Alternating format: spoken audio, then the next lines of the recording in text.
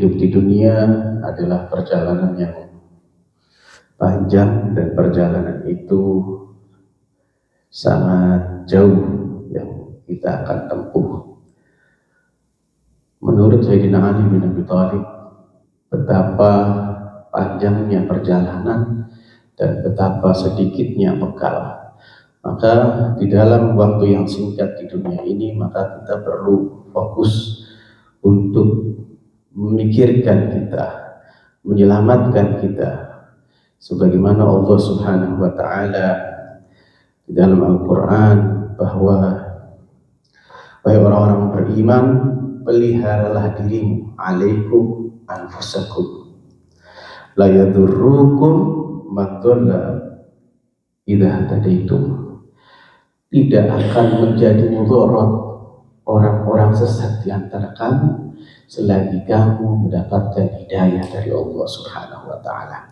Ini ayat Al-Quran memerintahkan kita bahwa kita harus memikirkan keselamatan kita sendiri. Setiap perjalanan jauh itu tentu kita fokus pada tujuan. Tujuan kita apa? Tujuan kita ini. Adapun permasalahan di dunia, gangguan-gangguan orang tidak harus memalingkan kita, perhatian kita daripada tujuan awal kita. Al-Quran banyak menyebutkan, salah satunya ya ayyuhalladzina amanu qu anfusakum wa ahlikum naro. Peliharalah dirimu dan keluargamu dari api neraka. Ayat-ayat semacam ini Allah Subhanahu wa Ta'ala memberikan nasihat, memberikan perintah kepada kita bahwa kita seharusnya tidak terpengaruh dengan keadaan, tidak pengaruh dengan lingkungan, tidak terpengaruh dengan teman-teman selagi kita punya prinsip dalam memegang tujuan hidup yang benar. Al-Imam Ali bin Abi Thalib pernah lagi satu perjalanan, kemudian dicaci maki sama orang. Kemudian setelah itu Sayyidina Ali bin Abi Thalib tersenyum dan berkata kepada orang itu, engkau telah mengisi harimu, catatan amalmu, dan engkau sendiri yang akan mendapatkan balasannya dari Allah Subhanahu wa Ta'ala. Kemudian Sayyidina Ali melanjutkan perjalanan selanjutnya. Jadi kita hidup punya prinsip sendiri. Gangguan orang, teman-teman kita yang mengajak kita pada hal-hal yang menyimpang dari tujuan Allah Subhanahu wa Ta'ala, itu tidak akan mengganggu kita, tidak akan mempengaruhi kita selama kita punya fokus terhadap tujuan awal, yaitu menuju Allah Subhanahu wa Ta'ala. Kadang-kadang kita misalnya sama teman-teman, karena teman kita memprovokasi kita, menjelek-jelekan kita, kemudian kita apa? Timbul emosi kembali, kemudian melakukan tindakan yang sama. Artinya apa? Pengaruh-pengaruh itu mempengaruhi kita, kemudian kita menjadi terperosok pada tindakan-tindakan yang sama jahatnya. Itu salah satu ulama menyebutkan, masa kalau anjing menggigit kita, kemudian kita balik menggigit anjing itu? Artinya apa? Kalau perbuatan yang rendah kemudian kita membalas dengan perbuatan yang rendah kembali, itu artinya kita terpengaruh oleh keadaan-keadaan kita sehingga kita menjadi merosot akhlak kita, tindakan kita. Seharusnya lingkungan kita tidak mempengaruhi kita dari tujuan awal, yaitu beribadah kepada Allah Subhanahu wa Ta'ala. Ini Al-Imam Ali Zainal Abidin ketika dihina sama orang dengan hinaan yang cukup banyak, Sayyidina Ali, Imam Ali Zainal Abidin tidak membalas. Kemudian orang itu berkata, wahai putra, wahai Zainal Abidin, kenapa engkau tidak membalas cacianku? Apa jawab Imam Zainal Abidin? Diamku adalah merupakan jawaban bagimu. Kenapa? Kalau kita membalas setiap omongan orang, membalas setiap cacian orang, maka tidak akan pernah selesai. Cukup bagi kita untuk diam, tidak membalas tindakan orang-orang yang awam, tindakan orang-orang yang jahat. Karena balasan kejahatan kita terhadap orang yang jahat itu menunjukkan bahwa kita sama dengan mereka. Kita ini kan semua perjalanan menuju Allah Subhanahu wa Ta'ala. Kalau perjalanan kita menuju Allah dengan fokus pada tujuan awal, maka kita seharusnya tidak terpengaruh dengan keadaan-keadaan dan lingkungan kita. Ini.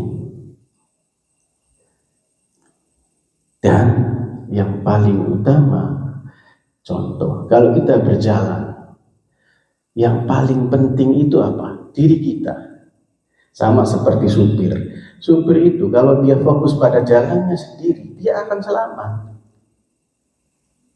Tapi coba kalau mulai terpengaruh, balap-balapan, mulai emosi, apa yang terjadi? Hidup kita itu, kalau kita terus fokus pada urusan orang, kita pasti tidak akan selamat. Setiap orang yang pandai mengoreksi orang lain, pandai menceritakan keburukan orang lain, pasti dia lupa terhadap keburukan dirinya. Pasti dia tidak perhatian jalan-jalan dengan jalan hidupnya. Kenapa? Karena dia terlalu fokus pada hal-hal yang bukan urusan dirinya. Ini yang paling berbahaya dalam hidup. Ini yang paling berisiko dalam hidup kita. Seharusnya tangan kita, tuduhan kita, kecurigaan kita harusnya diarahkan kepada diri kita sendiri. Itu yang disebutkan oleh Allah Subhanahu wa Ta'ala, bahwa teman-temanmu yang melakukan tindakan jahat, yang melakukan tindakan maksiat, itu tidak akan menjadi tanggung jawabmu di sisi Allah Subhanahu wa Ta'ala. Cukup engkau sendiri yang akan punya tanggung jawab terhadap tindakanmu sendiri. Makanya itu Al-Quran sering menyebutkan qu anfusakum, alaikum anfusakum, dirimu perhatikan. Prinsip kita, biar orang lain bagaimanapun, tapi kita punya komitmen. Kita punya komitmen dalam perjanjian, dalam tujuan hidup. Nah ini kalau orang misalnya, kalau saya begini terus, kalau saya benar terus, nanti kita bakal.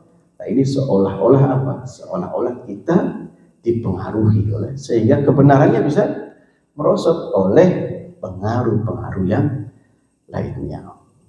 Maka dari itu kita tidak melihat orang lain salah, tidak melihat orang lain jahat.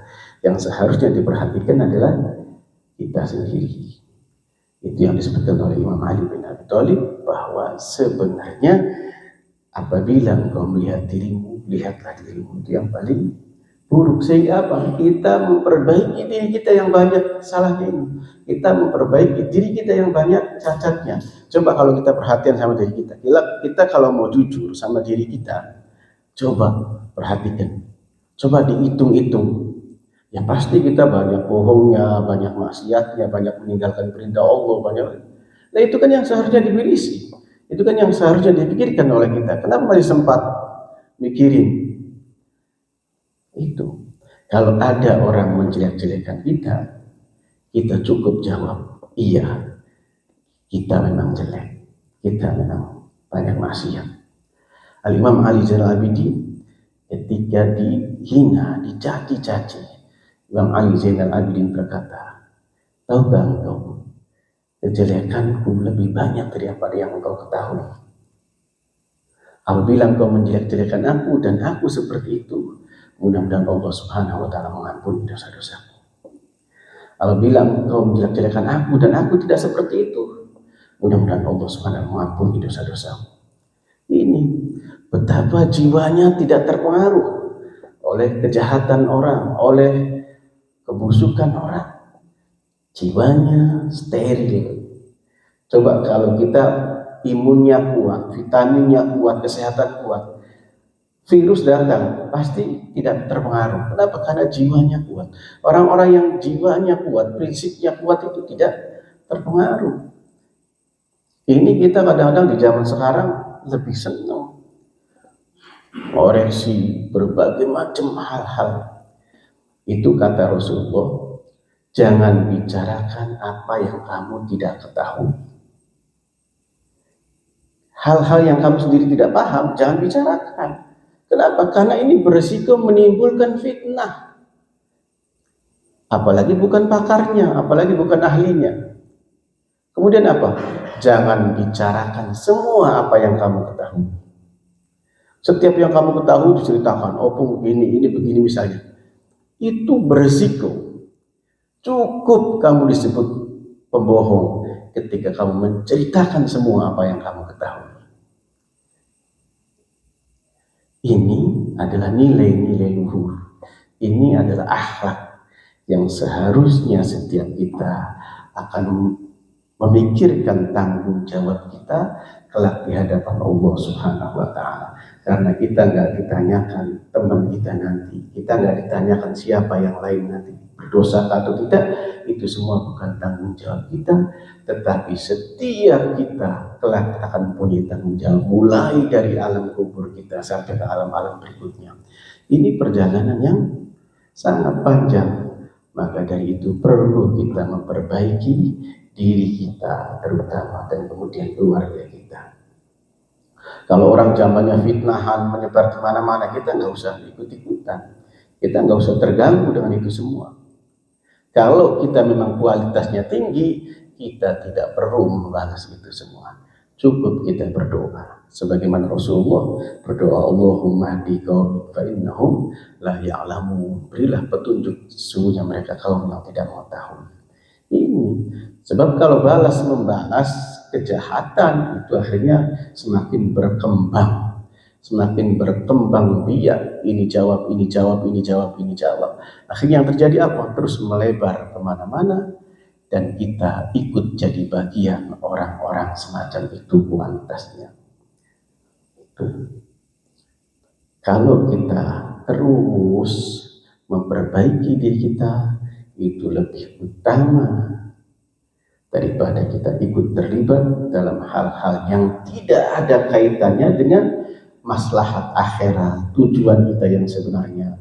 Karena itu kan masalah-masalah yang punya tanggung jawab yang urusannya dunia. Bahkan masalah-masalah di dunia yang menjauhkan kita dari kecintaan kepada Allah, kecintaan pada Rasulullah seharusnya ditinggalkan. Karena tujuan kita fokus pada tujuan Allah Subhanahu wa Ta'ala. Bahkan terhadap orang-orang yang melakukan maksiat saja kita nggak boleh menghakimi karena belum tentu.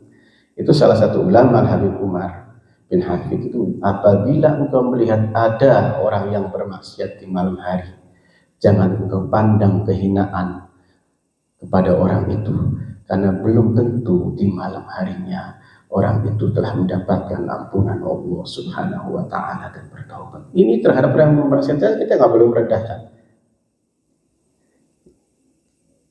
Pernah sebelum saya akhiri bawa cerita, ada salah satu kisah di malam hari Khalifah Umar bin Khattab itu, karena dia khalifah, di malam hari dia keluar ronda di masyarakatnya. Tapi di satu tempat yang terpencil ada rumah yang di malam hari itu nyala lampunya, bahkan kayak rame. Akhirnya didekati oleh Khalifah Umar bin Khattab. Setelah didekati oleh Khalifah Umar, dia melihat di dalamnya ada orang tua mabuk menari-nari dan dengan perempuan. Khalifah Umar kemudian menggedor rumah itu, kemudian berkata kepada orang tua itu, sungguh perilakumu menjijikkan. Orang yang sudah tua melakukan maksiat sampai melupakan engkau tentang urusan-urusan maksiat, urusan-urusan akhirat. Apa orang tua itu menjawab, engkau pun menjijikkan. Kamu masuk rumahku tanpa izin dan menggedor-gedor pintuku. Bukankah itu perbuatan yang kotor juga? Akhirnya Khalifah Umar terdiam dan kemudian keluar. Orang ini tidak terlihat lama setelah itu. Khalifah Umar tidak melihat orang ini di majelis-majelis di masjid. Sudah lama tidak terlihat. Sampai beberapa tahun kemudian dia melihat orang itu di majelis duduk di paling belakang. Khalifah Umar melihat orang itu dan membisikkan kepada orang itu, wahai orang tua, kejadian itu aku tidak ceritakan kepada siapapun. Kemudian orang tua itu pun berbisik kepada Khalifah Umar, wahai Khalifah, semenjak itu aku pun telah bertaubat kepada Allah Subhanahu wa Ta'ala. Ya, tidak pasti. Kenapa? Apabila engkau melihat orang tua, kata Imam Ali, lihatlah betapa dia banyak melakukan amalnya sementara sedikit, sementara saya sedikit. Apabila engkau melihat orang muda, lihatlah dia, betapa dia sedikitnya dosa, sementara aku lebih banyak dosanya. Selalu yang disalahkan adalah dirinya sendiri. Itu yang disebutkan oleh Rasulullah SAW, disebutkan oleh Allah SWT dalam Al-Quran, bahwa qu anfusakum wa ahlikum, harusnya kau pelihara dirimu daripada kau sibuk mencari kesalahan-kesalahan orang lain. Sebab setiap orang yang sibuk mencari kesalahan orang lain, pasti dia lupa dengan kesalahan dirinya.